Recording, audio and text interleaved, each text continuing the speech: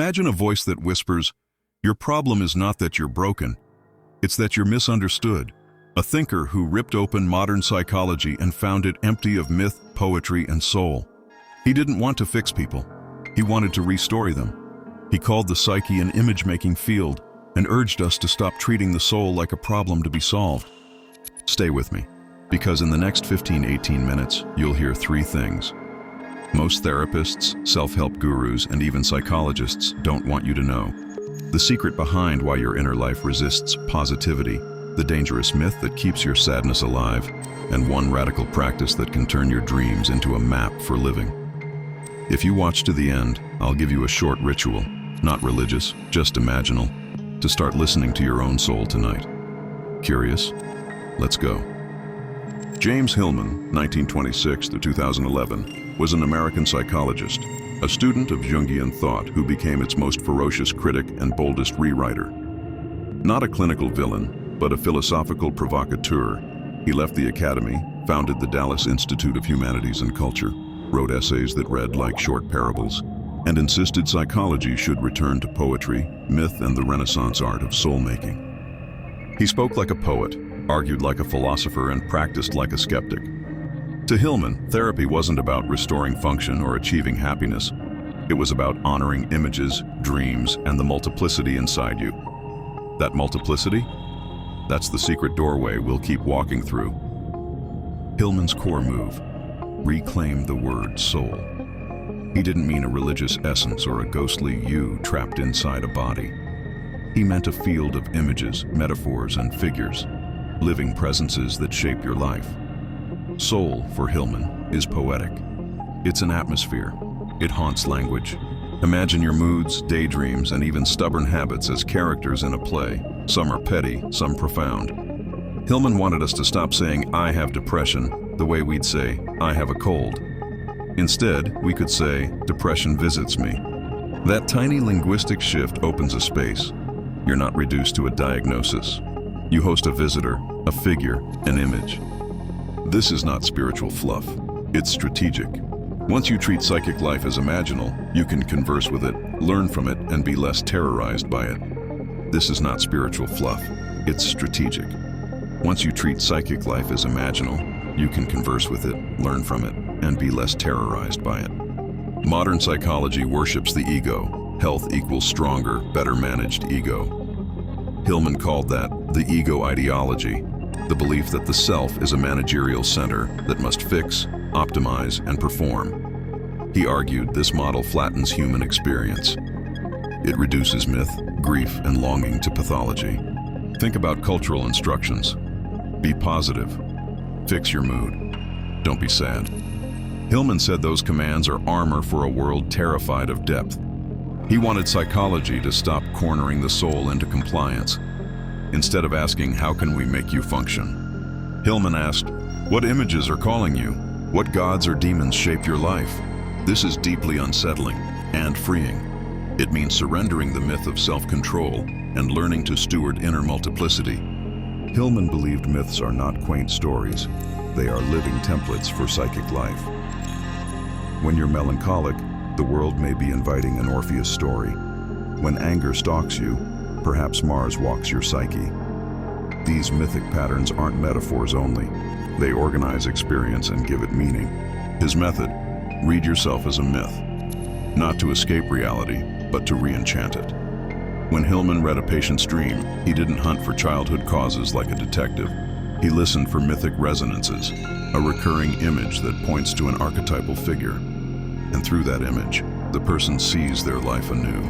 Here's the hook. If your life repeats the same painful loop, it might be following a mythic script. And learning the script gives you options no therapy manual can offer. Hillman developed what he called archetypal psychology. Archetypes, for him, were not universal templates hiding in the brain. They were poetic figures that animate our experience, gods, heroes, monsters, not inside a temple, but in your morning unease, your recurring dream, your obsession with a person. He invited a polytheistic view of the psyche. Imagine multiple inner gods, some soulful, some monstrous, each with its own voice and logic. This contradicts the therapeutic demand for unity. Hillman thought fragmentation is often more honest and alive than enforced wholeness. This worldview is dangerous to mainstream ideas. It undermines the notion that happiness is the end point. Instead, life is an ongoing polytheistic dialogue, and mastery is learning to host those gods without worshiping them. One of Hillman's most controversial moves, he defended melancholy. In a culture obsessed with happiness, Hillman said melancholy has its own purpose, aesthetics, and even ethics. Melancholy reveals depth, loves with a gravity joy cannot show. He didn't romanticize clinical depression, but he drew a line between pathological flattening and a reflective, imaginal sorrow that deepens perception. Melancholy, for Hillman, can be a form of attention, an opening to beauty and memory. So when your sadness lingers, don't rush to a quick fix. Ask, what is this sorrow caring for? What image does it protect? The answer may feel strange, because Hillman's psychology asks you to befriend what modernity wants you to erase. Forget the therapist as interpreter who decodes dreams into childhood secrets. Hillman saw dreams as scenes from the soul's theater. Dreams don't hide meaning behind symbolism. They are the meaning. They show images that demand imagination. Hillman taught seeing the dream in the dream. Don't reduce the figures to your parents, job, or neurosis. Enter the image, describe it, feel its texture. Ask, if this dream were a poem or a painting, what mood would it insist on? That shift transforms dream work from diagnosis to dialogue. And there's a practical trick Hillman favored. Write the dream as a short scene and then change one element. Remove the sky, change the voice. Notice how the mood changes. That's how soul speaks. One of Hillman's most haunting concepts is the daimon, a personal guiding spirit, not your will, not your job, but a poetic vocation that shapes your life. The daimon calls you toward a fate that fits your imagination and temperament. It's not cosmic determinism, it's a summons. Hillman recovered ancient ideas. An ethical life includes listening to that call. He warned against careerism masquerading as calling. The daimon often shows itself in accidents, repetitive patterns, or persistent images that won't leave you alone. How to hear it. Pay attention to recurring, intrusive images and the life axes that interest you. Your daimon isn't loud, it returns in whispering insistences. Responding to it is less heroic triumph than faithful attention. Hillman shocked people. Clinical psychologists accused him of romanticism. Some Jungians felt betrayed. Hillman rejected Jung's metaphysical neatness and introduced more skepticism. Feminists sometimes critiqued the archetypal language as essentializing. Hillman answered by insisting images are complex and resist doctrinal capture. His critics asked, is Hillman just poetic talk without measurable outcomes? He'd reply, the aim isn't measurable outcomes, it's depth, perspective, and a reparative relation to images. Whether you agree depends on whether you value insight over utility.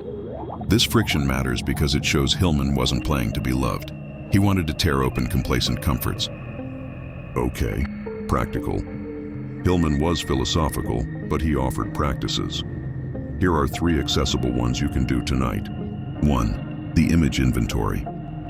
Take 15 minutes and write down 5 images that keep appearing in your life. A recurring dream detail, a repetitive daydream, a persistent metaphor like, I'm drowning. For each image, write 1 sentence. What mood does this image bring? Then ask, what might this image be calling me to notice? 2. Dream rewriting. If you remember a dream, write it like a tiny scene. Then change 1 element, the color of the sky, the gender of a stranger. Notice how the mood shifts. This is not therapy, it's conversation with the image. 3. A short daimon ritual, imaginal, not religious. Sit with a candle and a small card. On the card, write a recurring image or wish in a single phrase. Ask quietly, if this were my true business, what would it ask of me tomorrow? Listen for a sentence, even a fragment. Record it. Small obligations to images create momentum. If you do these, you'll notice an emergent sensitivity. Hillman's aim is simple: bring imagination back to the center of living. James Hillman didn't offer comfort. He offered an invitation to live more poetically, to listen to images, to treat your life as an artwork rather than a problem set. That invitation is dark because it asks you to face what modern life prefers to hide: grief, stuckness, longing, and to honor it. If you hated some of what you heard, that's a good sign. Hillman wanted to unsettle you. If you felt relief, that matters too. Either way, the task remains the same. Practice seeing images, host the gods, and learn the language of your soul.